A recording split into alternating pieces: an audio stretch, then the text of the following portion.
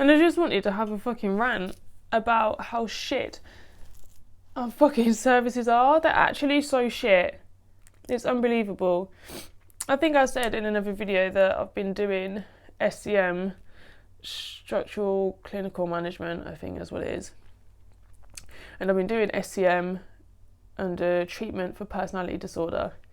And I have said to every single service, every single time I'm put into treatment, every single time I'm put into hospital, every single time I see a new psychologist or psychiatrist or therapist, I'm always fucking saying to the person that I don't want or need treatment for my personality disorder. Like, I understand that it does affect my life, and it does affect my life, but the thing that I fucking want help with is my depression.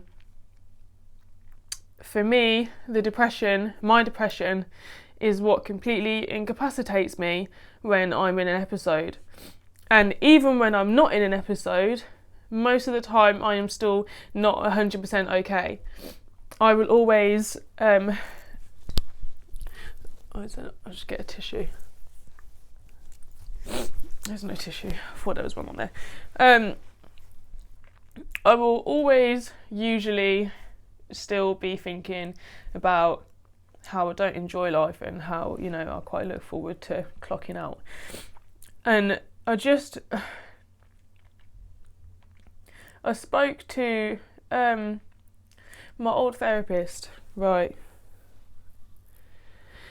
Because my therapist changed in December, and it wasn't his fault. He had to move to a different department, and I understand that happens, and you have to try and build a rapport with a new person, but I don't feel like I've built a rapport with the new person, and I don't actually want to engage with the new person anymore.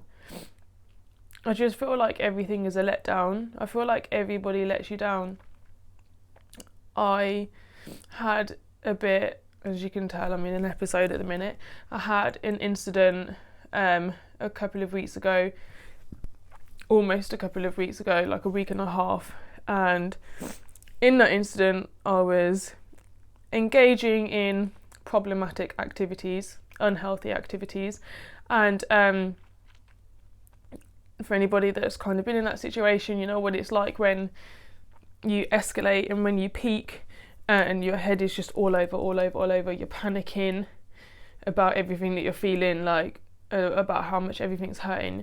Like, you're panicking and you're like grasping at everything. Like, you're doing something bad and you're trying anything you can to make it stop. You're either lashing out at people or you're lashing out at yourself, and it's just a moment of craziness because you don't know what to do. Like, you don't know what you're doing. You're just doing anything to try and make it stop. And I sent a message to this person, to my therapist, and I probably wasn't particularly nice. Not aimed at them directly. I was just saying, like, this is just shit. Like, none of you listen to me. I fucking say that I need help for something else, and I'm just not getting it. I was like, I can't do this. I just can't do it. Like, just leave me alone. Like, I can't do it. And I absolutely was not okay when I sent that message, and I absolutely am not okay currently. But and it sounds really stupid. Now, this is a proper PD thing. But when you're being like, fuck off, leave me alone, why would you leave me alone? I don't mean to completely disappear. And I know to some people that sounds completely insane. It's like, why would you say that then if that's not what you meant? To a PD person, you're probably going to know exactly what I'm talking about. And I was obviously, clearly not okay. Now, if you're somebody who is kind of not responsible for the care of, but meant to be helping the person's well-being, and you know that this person is a high risk to themselves and, like, quite unstable and not okay, if you got that message, would you really just ignore it? Or would you at least ask somebody else to just welfare check, just check in, make sure they're still alive, like something. And I don't care what you're gonna fucking say. If you haven't looked at your phone for 2 weeks, what? I don't believe you. It just it reinforces the narrative that I and probably a lot of you have, that people don't care. People just don't care. And I called on Wednesday because I was sitting outside my kids' school. I was bawling my eyes out. I was just having a complete breakdown in the car, because this is what I mean about the depression for me. It's incapacitating. I will have little bits in my day where I can be okay. Yesterday I was really busy because my neighbour was helping me to pick up a new bed. So I was really busy, so I was actually kind of distracted. But you obviously have days where you're not, and that's when things start creeping in. And even if you are busy, I mean, I've had breakdowns in the middle of Aldi before. I'm fucking crying on the phone to my support worker about how I want to kill myself in the middle of a shop. Being in a shop or going out to do things doesn't make you safe. Anyway, I was ringing services. I am pregnant and I really wanted to do a nice pregnancy video, but this isn't a nice pregnancy video. This is just me ranting about feeling upset and shit and let down. So I'll want to do another video on the pregnancy when I am feeling happy and am able to just focus on that. But so just to brush over that detail, I rang, like, midwife is on annual leave, but I rang the triage and I was like, please, can you get the perinatal mental health team to call me? In the last pregnancy, the one that I lost, the perinatal mental health team told me that they can't do anything for me because I was under my local mental health services for SCM, so they couldn't do anything. But yeah, as I said, the desperation, I rang them and I was like, please, can you just get someone to call me because I'm not okay, I need some help. And I rang my local mental health service and I asked for my old therapist. I was like, please, can you just get him to call me? Like, I know he's not in my department anymore, but I just really need to speak to him. And he just called me now, bless him. And I really miss working with him, because I feel like he actually listened to me. So I did just try and explain everything and how I'm feeling. And this is what I said, yeah. And this is true.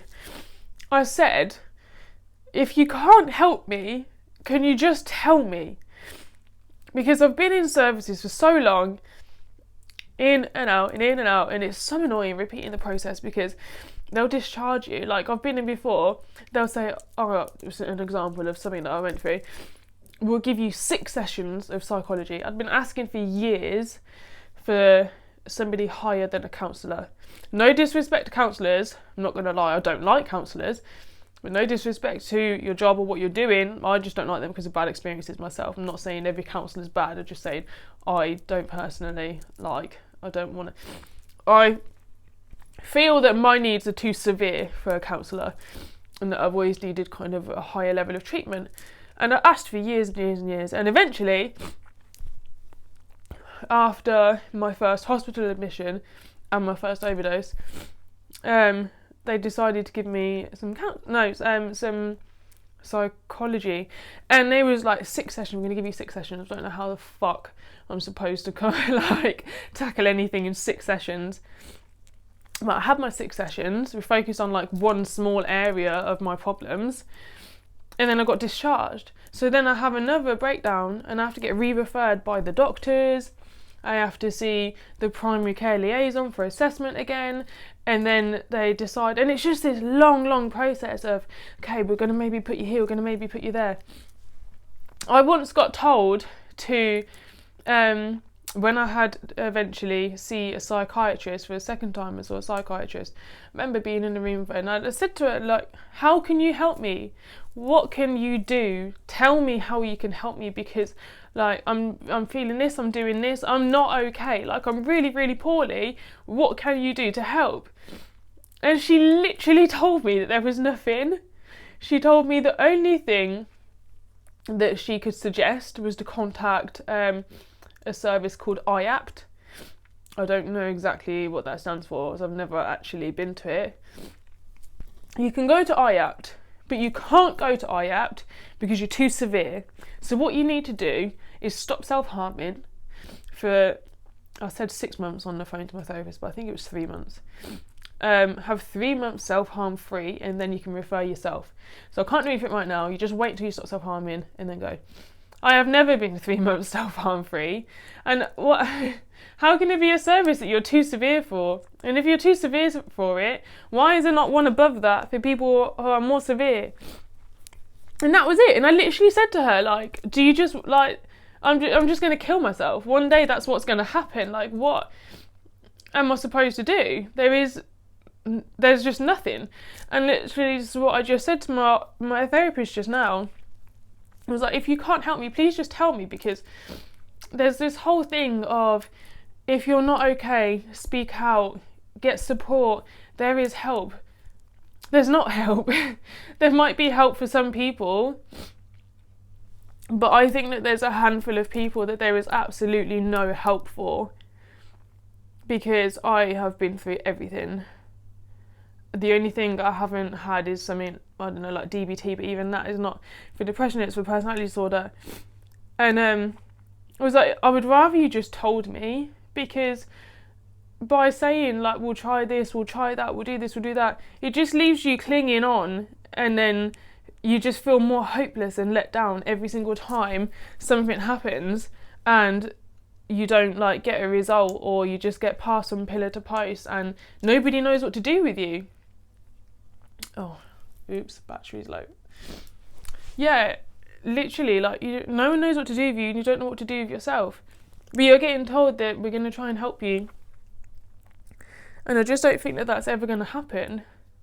If I'm completely on my own, I'd rather just know that I'm completely on my own, because that's exactly how it feels. And, you know, I'm just kind of at the end of my tether. Like, there just isn't anything else that they can do. And it fucks me off. Because it's like they're dangling something in front of you that you're never going to get. And I understand that if people are untreatable, and honestly, that's how I feel. Like, I am untreatable, like, in terms of medicine anyway. I'm going to look more into maybe, like, spiritual healing, because I just don't feel like they're ever going to get any help. Like, I said to my therapist that I just want to know if there's nothing. I feel like you're just going to wait for me to kill myself, and then I'm just going to be another statistic of somebody that fell through the net. But I didn't fall through the net. I asked for help over and over and over. This isn't me saying I'm making a plan. I'm not going to do anything. I'm pregnant and I have kids to raise.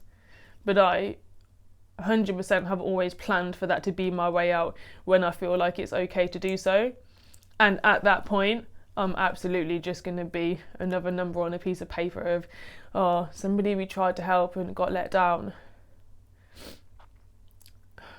So yeah, that was my rant, because I just had a little fucking breakdown off the phone, and I thought I would just rant about services and letdowns.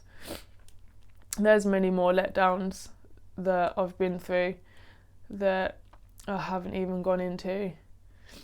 I had a hospital admission where I was just left alone to self-harm, and then they came and checked on me afterwards and just made a comment on it the next day. I literally remember writing a note saying, please, can you help me? I don't feel like you're helping me. Like, nobody's checking on me. I'm being left to my own devices.